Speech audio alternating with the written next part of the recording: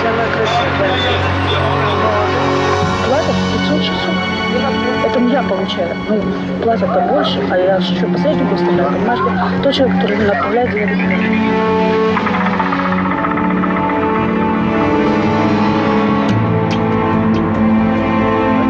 Девчонку можно было? Обязательно. Я сначала согласна. Я посмотрю, если она вам подойдет. Значит, я позже звоню, приезжаете, смотрите сами. Я же одну буду кататься, что это ваш тайм. Что я правильно говорю? Совершенно верно. Сейчас скажу, добавлю, сейчас скажу.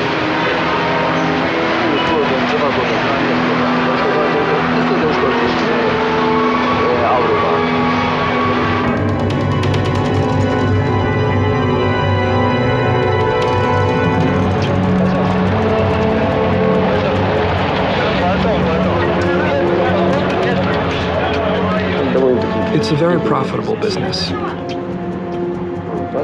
Our girls are in high demand since they're quite pretty and easily accessible. I had 20 to 25 men a day. They were given 15 minutes each. And if we went into overtime, people knocked on the wall for us to hurry up. I saw them beat up girls, so I tried to get out of there. I cut my wrists, right here. They told me, "You want to die? You'll get your wish." Look what they did to me. Before this, I hadn't encountered much evil in my life. I couldn't believe places like that actually exist in this world. I thought I'd find at least one kind person, or that one of those pimps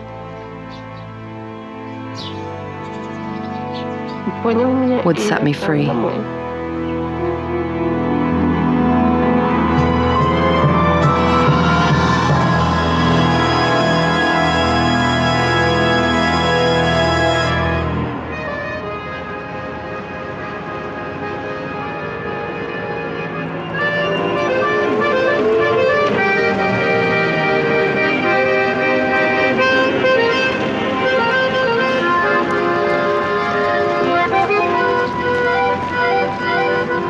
Odessa, Ukraine, a port town on the Black Sea known for its nightlife and its beautiful women.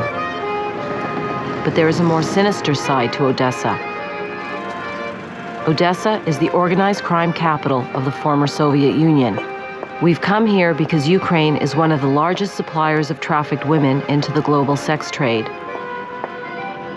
For decades, the port of Odessa was used to traffic arms and drugs. Now, it's used for human trafficking. Our crew is at the port right beside the famous Odessa Steps. Our cameraman is set up overlooking the main entrance. Posing as a tourist, I have another camera. We're here because we received a tip from the Ukrainian Secret Service.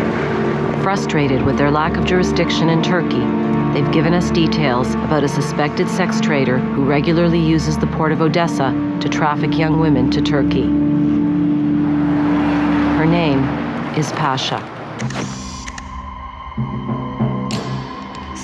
She's not tall. She's fat. Blonde with a short haircut. The Secret Service has told us that Pasha runs a legitimate business as a cover.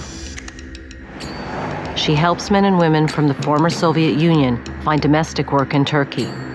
She handles the travel arrangements and accompanies her clients on the 2-day boat journey to Istanbul. I thought I was going to work in a shop. We were told that there are lots of women from Moldova and Russia working there.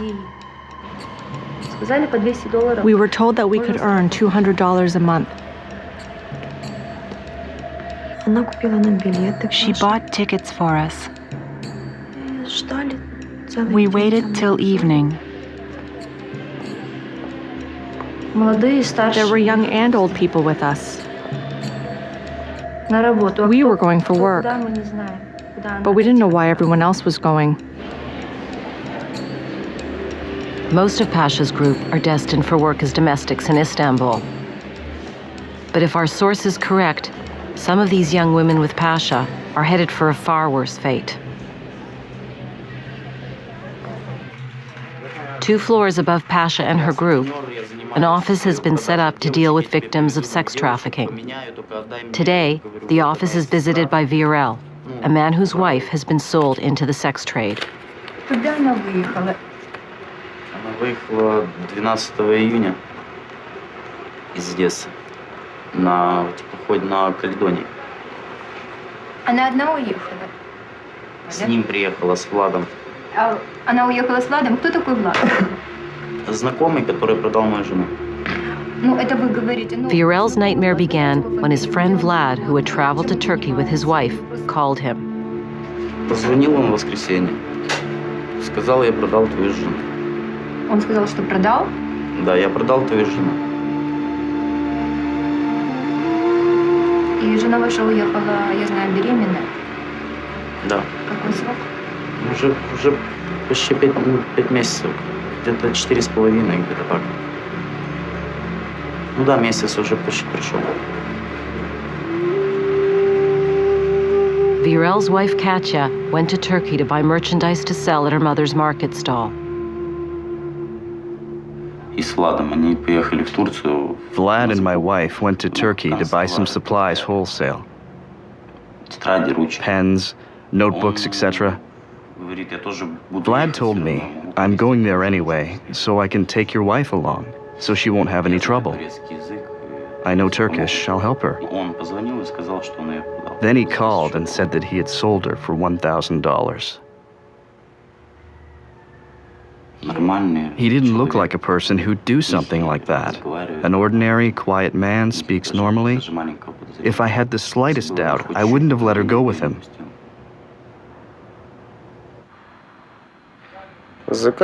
For Katya, I was paid $1,000. That's how they priced Katya at the time. He sold my wife for $1,000 because she'd given birth before. So as merchandise, she was only worth $1,000. Girls who haven't had children are more expensive.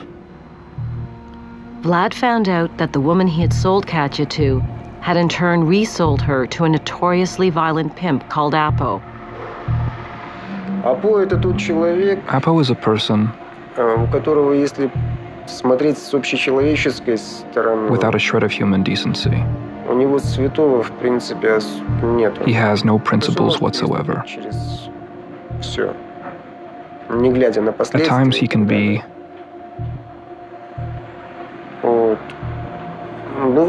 very cruel. Apo is the cruelest pimp in Antalya. He even terrifies the police. He's got many bodyguards. He's got connections and a lot of guards who watch the girls. To be honest, I didn't know what to do. I phoned VRL and told him, it's easier to tell a person over the phone rather than face to face. He said, I've sold your wife. I immediately realized that I shouldn't jump on him. Otherwise, he'd disappear. Like, he wouldn't give me his telephone number, and I would never find him or my wife. I spoke to him nicely. Imagine the situation. This person you know calls you and says, "Dear friend, I sold your woman."